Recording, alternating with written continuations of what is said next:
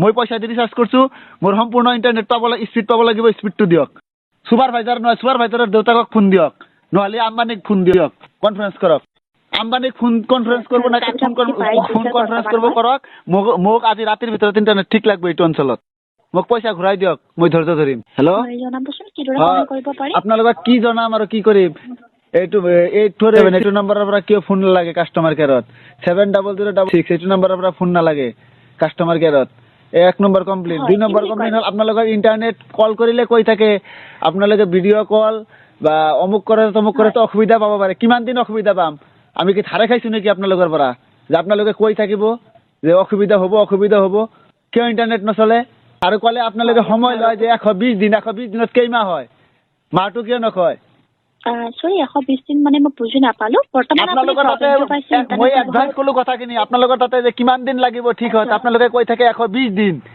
120 দিনত কেইমাহ হয় মাহটোতো নকয় 4 মাহ ক'লে কাষ্টমাৰৰ মূৰ ঘূৰাই যাব আপোনালোকে লাহেকে কৈ দিয়ে 120 দিনত ঠিক হৈ যাব এইবিলাক এডভান্স কথা আপোনালোকৰে কিমান যি দুটা মোবাইল নাম্বাৰ ক'লো সেই দুটা চেক কৰি চাওক আপোনালোকৰ কম্পিউটাৰত কিমান বাৰ কমপ্লেইন কৰা আছে লাজ নালাগে নেকি আপোনালোক আৰু ইমান এটা ঠাইৰ পৰা ইমান কমপ্লেইন গ'লে আপোনালোকে যে ঠাইতে ঠিক নকৰে খালি কৈ থাকে যে নেটৱৰ্ক টিমক পঠাই দিছোঁ লাজ নালাগে আপোনালোকৰ লাজ নাই নেকি আপোনালোকক কিমান ক'ব লাগে লাজ নোহোৱা নেকি আপোনালোকে এটা কথা কিমান দিন ক'ব লাগে কেইবছৰ ক'ব লাগিব আপোনালোকক লাজ নাই আপোনালোকৰ ঠিক আছে মোক আপুনি নাম্বাৰকেইটা জনাই দিয়ক স্যাৰ পুনৰ এবাৰ চলাবলৈ আপুনি ইণ্টাৰনেট নচলে এতিয়া বেলেগৰ মোবাইলেদি ফোন কৰিছে আপোনালোকৰ তাতে মোৰটোৰ পৰা ফোন নালাগে আৰু মই আজি খেল চাব পৰা নাই আৰু এতিয়া নক'ব যে খেল চলি আছে কাৰণে নেটৰ প্ৰব্লেম খেল চলি আছে কাৰণে এতিয়া ৰিচাৰ্জ কৰিছোঁ কিয় নচলিব খেল চাবৰ কাৰণে এতিয়া ৰিচাৰ্জ কৰিছোঁ যদি এইটো চাবই নোৱাৰো আপোনালোকৰ যদি প্ৰব্লেম হৈ থাকে তেনেহ'লে সদায় কিয় কানেকশ্যন দি থাকে কানেকশ্যন বন্ধ কৰি দিয়ক আপোনালোকে যে এইখিনি কাষ্টমাৰক আমি ভালদৰে ছাৰ্ভিচ দিলোঁ আগতে তাৰপিছত কানেকশ্যন দিম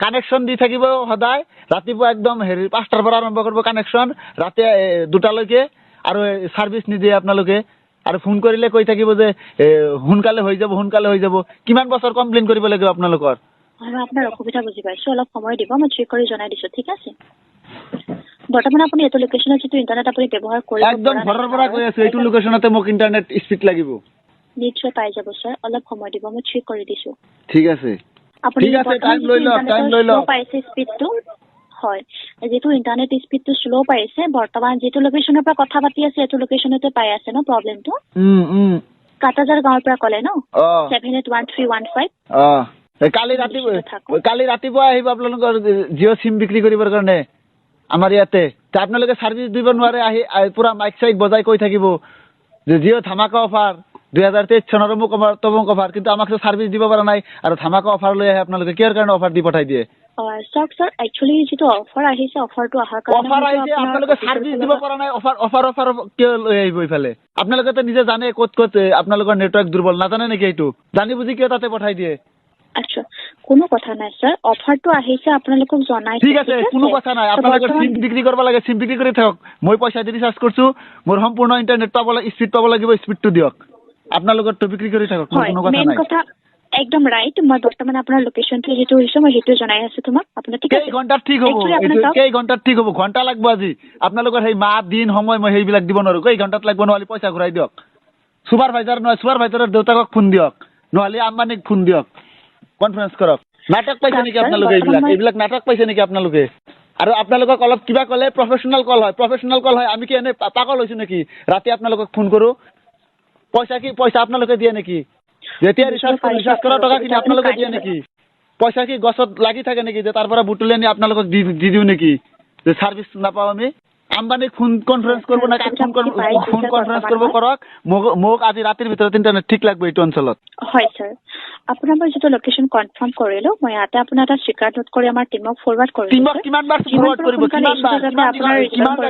কিমানবাৰ ৰেকৰ্ড লাগব এইটো নাম্বাৰৰ পৰা মোৰ যেটো 8486 এইটো নাম্বাৰৰ পৰা কিমানবাৰ নেটৱৰ্ক টিমক আপোনালোকে কমপ্লেইনটো দি থৈছে বুজি পাইছো স্যাৰ বুজি পাইছে ঠিক আছে শুনক আপুনি বুজি পাইছে মই বহুত দিনৰ পৰা কমপ্লেইন দিছো তেনেহলে আজি প্ৰবলেমটো সলভ কৰি দিয়ক হয় আপুনি কাইন্ডলি ধৈৰ্য ধৰক স্যাৰ যিমান সোনকালে আপোনাৰ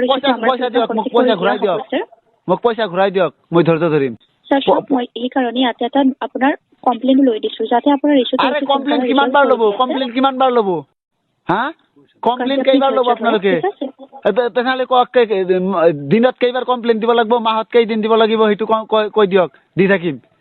আপোনালোকৰ তাতে হাজিৰাই দিওঁ আপোনালোকৰ চিম ইউজ কৰি। কাইণ্ডলি ধৈৰ্য ধৰক ছাৰ, আজিৰ ভিতৰত কিমান আপোনাৰ ধৈৰ্য ধৰিম? ধৈৰ্যৰ সীমা আছে নে নাই? ব্যৱহাৰ কৰিব পাৰিব। শুনক, ধৈৰ্যৰ সীমা আছে। হেল্ল', হয় মই শুনি পাইছো ছাৰ। শুনি পাইছে? ধৈৰ্যৰ সীমা আছে নে নাই? ধৈৰ্যৰ সীমা আছে নে নাই? ঠিক আছে, কিমান দিন ধৈৰ্য আপোনাৰ সময়টো দিয়ক। মই এনেকৈ কৰিলো হৈছে সময়টো দিয়ক না আপোনালোকে, সময়টো কিয় নিদিয়ে? হেল্ল', ঠিক আছে একচুৱেলি ছাৰ, ইয়াতে আপোনাৰ যিটো সময়ৰ কথা কৈ আছে, ইয়াতে আপোনাৰ টাইম আৰু সময়টো আপোনাৰ আপডেট দিয়া নাই, সেয়েহে আপোনাক ইয়াতে আমি জনাব পৰা নাই। ঠিক আছে, তো ইয়াতে যেতিয়া আপোনাৰ টাইম আৰু ডেটটো ক'ব, তেতিয়াহে আমি আপোনাক জনাব পাৰিম কনফাৰ্ম ডেটটো। অ'কে, কেতিয়া জনাব? তথাপিও আপোনাৰ যিটো ইছ্যু হৈ আছে ছাৰ, এতিয়া আপোনাৰ যিটো ইছ্যু পাই আছে শুনি ল'ব। ঠিক আছে, আজিৰ ভিতৰতে আপোনাৰ ইছ্যুটো সম্পূৰ্ণভাৱে সঠিক কৰি দিয়া হ'ব, লগতে আপুনি ইণ্টাৰনেটটো ভালদৰে ব্যৱহাৰ কৰিব পাৰিব। অ'কে, আশা কৰিম যাতে এই কলটোৰ পিছত আপুনি পুনৰবাৰ কল কৰিবলগীয়া নহয় ছাৰ। ঠিক আছে, আৰু সেই চুপাৰভাইজাৰক কি দিব লাগিব নেকি সেইটো কওক। চুপাৰভাইজাৰক ক'ব লাগিব, যদি আপোনাৰ কথাত যদি নহয়, কাৰ্যকৰী কম হৈ থাকে, তেনেহ'লে চুপাৰভাইজাৰক ট্ৰেন্সফাৰ কৰক। চাওক ছাৰ, ইয়াতে আপোনাৰ মই কমপ্লেইন কাইণ্ডলি ধৈৰ্য ধৰিব, যিমান পাৰোঁ সোনকালে আপোনাৰ ইছ্যুটো ৰিজল্ভ কৰি দিয়া হ'ব। ঠিক আছে, আৰু নহ'লে পইচা ঘূৰাই দিব। আপুনি কাইণ্ডলি ধৈৰ্য ধৰক। অ'কে, আপোনাৰ যিমান পাৰোঁ সোনকালে ইছ্যুটো আপোনাৰ আমাৰ ফালৰ পৰা ৰিজল্ভ কৰি দিয়া হ'ব। আপোনালোকৰ প্ৰাইভেট টিউচনৰ নিচিনা হৈ আছে, হয়নে নহয়? চৰি, প্ৰাইভেট টিউচনৰ নিচিনা হৈ আছে দেখো আপোনালোকৰ লাহে লাহে। আগতে আমি টিউচন পঢ়িছিলো 1 মাহ 30 দিনতে 1 মাহ আছিল, এতিয়া আপোনালোকৰ 28 দিন 23 দিন এনেকুৱা হৈ আছে নহয়, এতিয়া 15 দিন 10 দিন এনেকুৱা হৈছে যে টিউচন, তেনেকুৱা হৈ আছে দেখো আপোনালোকৰ। ছাৰ একচুৱেলি আপুনি যিটো কৈ আছে, এইটো একচুৱেলি যিটো ৰিচাৰ্জৰ ডেটৰ কথা ক'লে, সেইটো আমি নবনাওঁ, একচুৱেলি কোম্পানীৰ ফালৰ পৰা বনোৱা হয়। ঠিক আছে, কোম্পানীটো কাৰ? আপুনি কোনটো কোম্পানীত কাম কৰে? আপোনাক কাইণ্ডলি কথাটোহে মই ক'লো। ঠিক আছে, তো আপোনাৰ যিটো ৰিকুৱেষ্ট হয় ইয়াতে আপোনাৰ দ্বাৰা যাব, কাইণ্ডলি আপুনি ধৈৰ্য ধৰিব। অ'কে ছাৰ, ধৈৰ্য ধৰিম। যদি মোৰ যদি আপুনি কৈছে আজি ৰাতিৰ ভিতৰতে ঠিক হ'ব, যদি কালি যদি এইটো প্ৰব্লেম, পইচাখিনি ঘূৰাই দিব নেকি সেইটো কওক। ছাৰ আপোনাৰ এইটো প্ৰব্লেম আপুনি নেক্সট টাইমত নাপাব। ঠিক আছে, তাৰ আগতে আপোনাৰ ইছ্যুটো সম্পূৰ্ণভাৱে সঠিক হৈ যাব ছাৰ। কিমান পাৰ্চেণ্ট গেৰাণ্টি দিয়ে আপুনি? ঠিক আছে, কিমান পাৰ্চেণ্ট গেৰাণ্টি দিয়ে? ছাৰ চাওক, আমি ইয়াতে আপোনাক গেৰাণ্টি দিবলৈ নাযাওঁ, যিটো ইছ্যু পাই আছে আমি ইয়াতে। ঠিক আছে, আপোনাৰ কথাখিনি মই ৰেকৰ্ডিং কৰি আছো, হেৰি কৰক। ঠিক আছে, আপোনালোকৰ যে চিম বেচিবলৈ আহিব, তেতিয়া সিহঁতক আপুনি কওক যে চিম বেচিবলৈ নিদিব, কৈ দিয়ক আপুনি। মই ৰেকৰ্ডিংখিনি শুনাই দিম। কওক আপুনি যে ইয়াতে প্ৰব্লেম চলি আছে, ইয়াতে চিম বিক্ৰী কৰিব নোৱাৰে, কৈ দিয়ক আপুনি। ছাৰ চাওক, আপোনাৰ যিটো প্ৰব্লেম হৈ আছে, মই এটা কথা ক'বলৈ বিচাৰিম।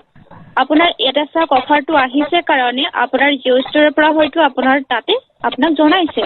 ঠিক আছে, তো এতিয়া আপোনাৰ প্ৰব্লেম হৈ আছে আৰু আপোনাক অফাৰটো প্ৰয়োজন নাই, নহয় জানো? তো আপুনি এইটো অফাৰ নল'ব। ঠিক আছে, কিয় আহিব? কাষ্টমাৰক কিয় ঠগাব? সাধাৰণ ৰাইজক কিয় ঠগাই যাব আপোনালোকে? এটা কাম কৰিব, মই আপোনাক এটা লিংক পঠাই আছো, এইটো লিংকত আপুনি যাব, ষ্টৰ আপোনাৰ নিয়াৰ বাই ষ্টৰ ক'ত আছে সেইটো আপুনি চেক কৰিব পাৰিব।